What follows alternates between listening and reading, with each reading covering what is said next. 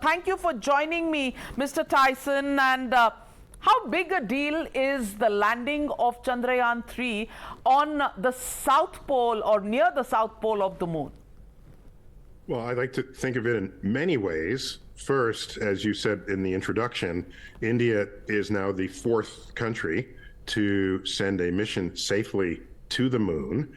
And I think this bodes well for a future where the moon becomes part of the backyard for the entire world. 4 countries today, maybe 8 countries in 10 years, and maybe everybody eventually. That's just the first comment here. Second, the South Pole is an intriguing part of the moon. No one has been there before. So you're the first in the door to that part of the moon. What makes the South Pole interesting is, and I haven't seen this fully explained out there, so give me a moment to say, you may know on Earth, as you go away from the equator towards the poles, the sun doesn't get very high in the sky. If you go up to like the north, near the North Pole, the sun just stays low on the horizon, never gets to high overhead. Well, that's true on the moon as well, except the moon also has craters. And so if you are a crater near the pole, and craters have rims, so if you're at the bottom of the crater, the sun never gets high enough to have its sunlight reach the bottom of the crater. So the bottom of the crater stays cold. It never heats up. And the moon has clearly been hit by asteroids and comets throughout its 4.5 billion year life. You can ask, where did the water go from the comets? Well, if the comet landed where the sun shines, that water can just evaporate back into space. But wherever the water deposits, whenever the water deposits at the bottom of one of those dark craters, it stays forever. And we call it a cold trap. And this only happens at the poles, because anywhere else the sun gets high enough to reach inside of the bottoms of the craters. Why is this important? Because future missions of astronauts, you don't want to haul everything from Earth to the moon to survive. And water, you can, if there's water there in abundance, you can drink the water. You can separate the hydrogen and the oxygen, H2O, separate them. Those two recombined make rocket fuel. So it's very likely that the future of moon bases will find themselves near the poles rather than anywhere else on the moon.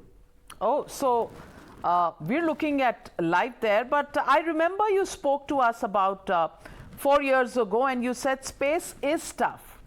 How confident were you that this mission, unlike the last one 4 years ago, would be successful? Did you really believe? Yeah, so let me just make it clear that when Chandrayaan 2 failed, I thought to myself, okay, that's a learning experience, right? In science and in engineering, if you're on the frontier and you're doing something that no one has done before, you kind of expect some failures. That's how this works. I was once told by an advisor in graduate school, he said, the day you stop making mistakes is the day you are no longer on the frontier. So I said to myself, as long as you learn from those mistakes, as they clearly did for this third mission, they looked back and they said, oh, this is where the altimeter failed, and we needed more redundancy in the sensors and in the mechanisms. And a redundancy is a good thing. Normally it's not a good thing on Earth. Don't be redundant, you know? But in space missions, if one piece of material has a task and that task fails and that affects the entire mission, what you want is a backup for that, and that would be a redundancy plan. So once I saw that this next mission built in corrections to the second mission, I said, okay, this will surely go in. If it fails, it won't be for the same reasons that the second one failed. And sure enough, it was a successful soft landing. Congratulations to India. I bring greetings from the United States and surely from the entire world on this. Were you as sure as some Indians were that this particular mission would be successful? What did Well, you the think? mission is not finished, okay? I mean, don't, Let's as not they say in jump the the expression, gun. don't count your chickens before they hatch. This thing still has to hatch. There's a lot more to do. Yes, you want to land smoothly and safely.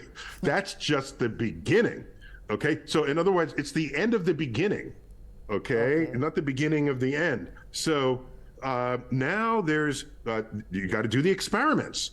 Are these lunar soils, do they contain the water that we think they do? What other minerals are present? There's a whole geology experiment that's going to happen here. Of course, geo means Earth, moonology experiment that is going to unfold here. And this will be the first set of data to return from this part of the moon. And Prime Minister Modi, when he visited the United States, I had the privilege of meeting him on that visit. When he went to Washington, he signed the Artemis Accord. The Artemis Accord is an agreement among spacefaring nations to cooperate in space, to share data, to say, if you found a problem, share that with others so they don't face that problem. And this is very important. If the nearby space and the solar system is to become our collective backyard. So we're in this together. So India can now share the data from the South Pole, and now everyone doesn't have to land there or not in that same spot because the data are being shared. And this cooperation, I cannot overstate the value of that going forward. Well, so let me ask you, Mr. Tyson, when you mention the fact that you met with Prime Minister Modi during his visit to the United States, what was your meeting all about? And was there a conversation on Chandrayaan 3? And what did the Prime Minister say to you? Yeah, thanks for asking. So I was honored that he called for me to visit him. He must have known that I've appeared in Indian television, perhaps, or my writings. I gifted him one of my books on space exploration, and the press was there for that first encounter, and I read my inscription to him, and I said, to Prime Minister Modi, for whom the sky is not the limit. I said that's in the inscription. Then, like 2 days later, at the press conference with President Biden, someone asked about the future of India, and I think he said those very words. For India, the sky is not the limit. So this is a good attitude and a good feeling to have. When we began our conversation, the press left. So it was, I guess it was sort of a private conversation. I think he didn't want me to feel constrained by cameras and reporters. But he shared with me his plans to open the future space activities of India to private enterprise. And he wanted to know what I thought of that. And I said, yeah, it's a good idea. Private enterprise can help make things efficient, although based on the cost of this mission, Chandrayaan 3, that's as efficient a landing as anybody has ever sent to the moon, okay? Coming in at, as you said, 74, the equivalent of 74 million US dollars. We've done that for 5 times that money. Okay, twice. Your so movies, you're doing good there. Your movies okay? cost more than that. Interstellar cost double, double of that Hollywood amount. movies cost more than that. Yes, at Bollywood movies, I don't know how much they cost, but Hollywood movies cost at least that much. Big blockbusters. So when you open up to private enterprise, then it's not just the government's priorities driving exploration, because other people have other priorities. We're seeing the birth of space tourism. There's scientific interests in space. There's communication interests. There is weather forecasting, climate change. Everybody, different sectors have different interests in what space can provide us. So that's a good thing. So I said, yeah.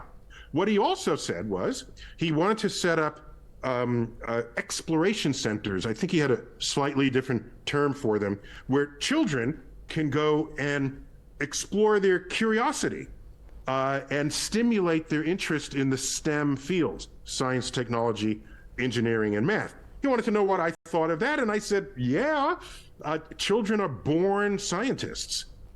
I say that, but what do children do? They ask questions. They turn over rocks. They look behind trees. They explore. They make a mess of your house. And we complain about that as adults, but that mess that they make is their exploration. Oh, I guess those images of me there. Yes. So it did actually happen. Yes. What he probably meant was that he wanted Indians to start young, so that the habit of research and exploration develops. Is that what he was trying to say? Yes, yes. So if we know they're curious, but now there's a system to nurture it and try to make sure that it doesn't leave them as they approach adolescence and into adulthood. Because from where I stand, a full-grown scientist is still a kid, right? They're just a kid that has more training to ask questions about the world. Another point I made, and this is very important, because we had to go through this in my own country, okay? Throughout the space program, we were in the Apollo program, we were in the middle of the civil rights movement, okay? Where not everyone had equal access to opportunity. And so a point I made with the Prime Minister is, if you want the fullest participation in the country, you want to make sure it's not just the Hindus, but the Muslim children, where both Hindu have legacy. The Hindu traditions in science and mathematics go way back. So too in Islam, the golden age of Islam, a millennium ago, where major advances in science and technology, and especially math. So now you have two legacies that can be brought together in the service of peace, where where space exploration could be one of the greatest forces of peace the world has seen ever. So I have great hopes for the future of this as a plan for the Indian nation. Amazing. But I want to ask you, last time around you said that you loved every bit of the mission of Chandrayaan 2, not only the technological and scientific ambitions, but the cultural impact. What is this cultural impact that you talked about? Just in terms of what effect it can have on a population. I mean, we see it now in the associated imagery that you have on this broadcast, and you know people were dancing in the streets. It is possible for a nation to take on a large goal, a goal where if it succeeds, everyone feels like they were a participant. And this could be very uplifting for a culture, for a nation, for the world. And so I think these kinds of this form of exploration is maybe even unique, because, by the way, when you finally put in an astronaut into orbit, astronauts are some of the greatest ambassadors we've ever created as a civilization. Astronauts are welcomed everywhere. And when they speak, we are silent because we want to hear what they have to say. They've seen Earth in ways no one else has seen Earth. They've seen it from above, where national borders dissolve away. They see Earth as a planet. They have perspectives. So space is different from other forms of human exploration. And I used to think I was biased in saying that as an astrophysicist, but I'm not. And your video of people, as I say, dancing in the streets is testament to that. Absolutely. I also want to ask you, the US is planning to land men and women on the South Pole of the Moon in 2025. How is today's landing on the South Pole of the Moon important in terms of that mission? And what is really the significance for the scientific community? So that's an excellent question. And so in the Artemis Accord, with data being shared by space missions taken by anyone who's part of that accord, what we can do is say, once the rover deploys and does its measurements and the lander does its measurements, we can say, do those measurements influence whatever planned experiments we have in mind? Because if you do discover some element, be it the water molecule or some minerals that we had an experiment to see if it's there, then we can readjust that next experiment to look for the next round of minerals, for example, because this is how science works. We stand on the shoulders of those who come before you. You don't try to always ask the same question and answer it the same way. You want every next mission to advance our understanding of the Earth-Moon system, of the moon itself, of the South Pole region. And by the way, something I wanted to slip into the comments about the challenges of landing on the South Pole, as the head of your space agency noted, there's many more craters and rocks and boulders. The Apollo missions to the moon targeted the smoothest places there are. Okay, the Sea of Tranquility. It's called a sea because we used to think it was just water because it's so flat until we learned there's no water there. But we chose the smoothest places so that whatever might fail in the lunar mission, it won't be because it landed sideways on a cliff. So Chandrayaan 3 had extra fuel and extra maneuvering ability so that it could find a place that would not have its landing position put itself in danger. So I just wanted to emphasize what was overcome to land on the South Pole. So now, when we send a crewed mission to the South Pole, we're going to do other experiments. And once we gather more and more information about that region, we can tune what might be necessary if we are ever to have a settlement there, to have a permanent laboratory. We have a permanent laboratory. The world has a permanent laboratory near the Earth's South Pole. There's an international laboratory there where there's cooperation, data are shared. So we have models for this going forward. Do you think we will have a lunar colony in the moon? Because after the Apollo missions, people stopped going to the moon or looking at the moon very closely. Now, are we picking up some real estate there? Yeah, I don't know. If we're candid about my own American history, we didn't go to the moon because we're explorers and it's in our DNA. We went to the moon because we were scared of the Soviet Union. And if they got to the moon first, they would have the high ground. What does that mean? Does that influence our safety, our democracy? So there was a lot of geopolitics going on at the time. And then when we learned they were not going to the moon, we ended the Apollo program. Okay? It's not that we lost our drive. It's that we lost the geopolitical force that was sending us there in the first place. Right now, all of these missions are peaceful.